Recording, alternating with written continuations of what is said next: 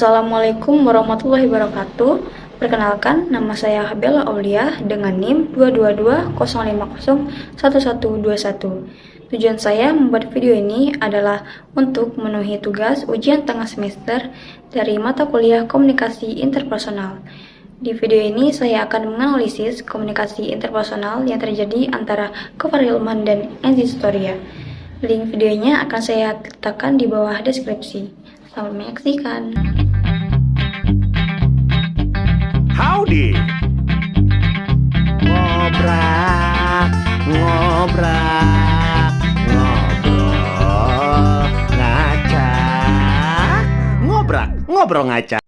Sebelum saya menganalisis komunikasi interpersonal antara Gofar Hilman dan Enzi Storia, saya akan menjelaskan terlebih dahulu apa sih komunikasi interpersonal itu.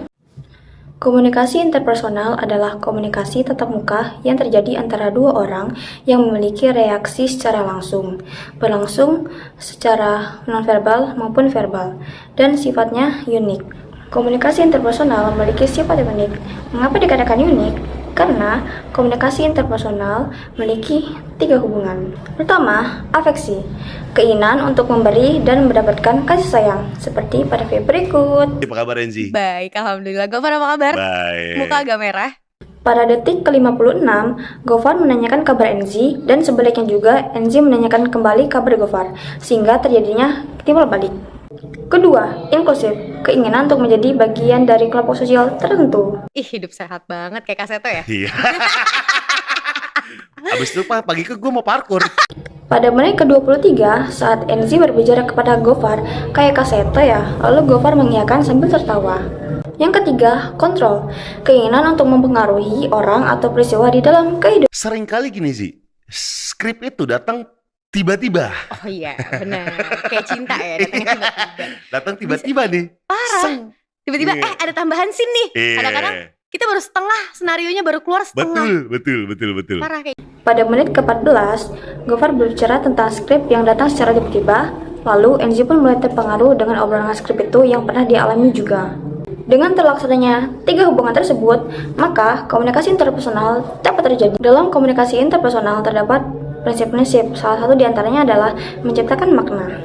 Pada menit ke-15, Enzi menerapkan bahwa dia datang dan dibayar syuting memang untuk menunggu pada video berikut. Gue udah menerapkan, gue datang ke sini emang gue dibayar tuh emang gue buat nunggu. Buat nunggu. Ngerti nggak sih? Emang talent tuh dibayar buat nunggu sih. Asli ya kan? Maksudnya Asli. kayak gue dibayar sekian, ya oke lo bayar gue sekian, emang itu sebenarnya lebih bayaran mahalnya buat nunggunya sih. Iya. Gitu. Nah, Terdapat ciri-ciri di dalam komunikasi interpersonal, beberapa di antaranya. Yang pertama, selektif atau bertanya di saat waktu yang tepat. Pada menit ke-16, Gofar berbicara mengenai syuting dan itu tepat masih sama topiknya seperti sebelumnya, dan Enzi pun mengerti apa yang dibicarakan oleh Gofar. mungkin nanya tuh hak gue ya untuk nanya ya kapan iya, gue iya. syuting gitu kan. Iya, Cuma benar. kalau kita lihat kayak ekstras, Nah, itu lebih kasihan lagi cuy, ya jadi kan? kayak dia udah dan all out banget dari pagi dan belum tentu dipakai. Yang kedua, individual. Cuma mereka saja yang berada di dalam komunikasi itu, tidak ada orang lain.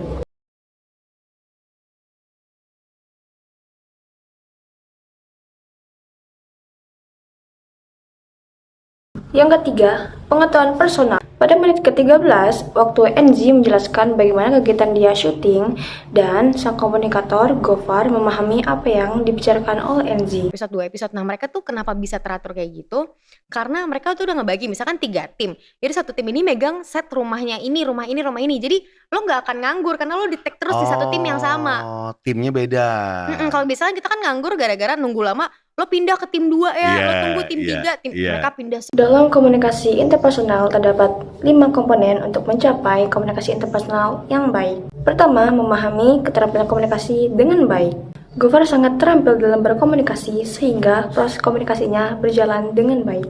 Kedua, digunakan pada waktu yang tepat.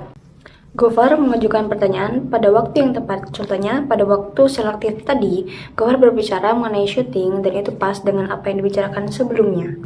Ketiga, menggunakan 2 perspektif. Pada menit ke-22, saat Enzi bertanya kepada Gofar apakah dia tidak ada niat untuk bermain film, Enzi menggunakan 2 perspektif dari dirinya dan dari Gofar. Lo gak ada kepikiran mau main film, Far? Gue ngeri ininya Apa sih? gue tuh selalu bilang sih sama PH-PH gitu. Heeh. Jangan pernah ganggu waktu siaran gue.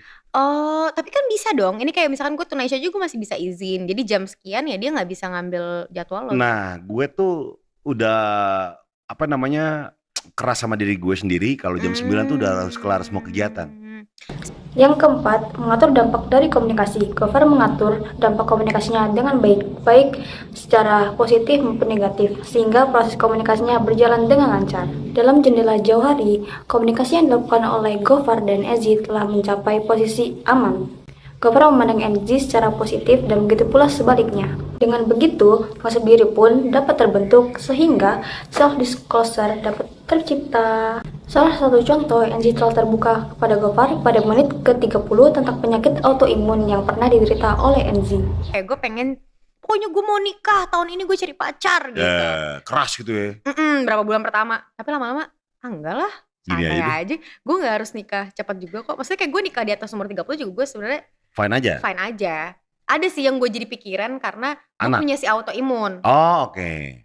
Kalau gue gak ada autoimun mah gue santai banget sih. Hah. Gue mau nikah umur 35 juga gue bodo amat. Karena gue gak mau nikah karena umur gitu. Kayak gue emang pengen nyari soulmate gue yang emang kita bisa ngakak bareng sampai tua gitu. Iya, ngerti iya. gak sih? Concernnya tapi di autoimun itu ya. Nah, karena dokter gue tuh bilang kalau misalkan karena itu yang kena kesendi, kalau misalkan gue mau lo cewek normal sehat aja, kalau lo di atas 35 tuh reproduksi lo tuh udah mulai lemah ibaratnya gitu kan. Ini logiknya tuh benar kayak gitu, gitu. By data tuh kayak gitu. Nah, karena gue ada autoimun dan itu kenanya kesendi, jadi kalau gue nikah di atas umur 30 di bawah masa subur gue ibaratnya, itu akan lebih riskan lebih cepat keguguran atau enggak kayak ya mungkin bisa sampai amit-amitnya nggak punya anak ya menurut dokter, tapi kan kita nggak tahu lagi kan, karena gue percaya kayak anak itu rezeki dari Tuhan juga. Selanjutnya, noise atau hambatan. Terlihat pada menit keempat, si komunikator beriklan atau mempromosikan internet sehingga percakapan sebelumnya terhenti dan bisa dilanjutkan lagi. Ngomongin soal aplikasi TikTok, YouTube, segala macam, ini memang paling beres kalau kita pakai Bayu. Kenapa tuh? Kasih tahu dong. Karena nih sih ya, ini mungkin sesuai dengan semuanya yang suka internet cepat gitu kan. Internet yang sekut banget. Ini paket 1,5 Mbps harganya Rp140.000. Ih, Kuota tanpa batas. Yega, bebas dipakai semaunya. gila. Sama satu lagi nih, paket yang bikin aman jaya 1,5 Mbps harganya itu Rp140.000. Bebas dipakai kapan aja dan kuota tanpa batas. Ini Keren. Mantap, Kang Pulsa, aduh. Kang Pulsa. Kang Apalannya Pulsa canggih, Beb. Iya, bagus. Tadi di storyin gue ngapalin. Awal di storyin. Tuh makanya Jadi, komunikasi yang terjadi antara Gopher dan Ezi menggunakan model interaktif. Komunikasi ini memfokuskan pada feedback dari komunikan kepada komunikator. Itulah analisis dari saya. Mohon maaf apabila adanya kesalahan kata atau kekurangan. Saya ucapkan terima kasih. Wassalamualaikum warahmatullahi wabarakatuh.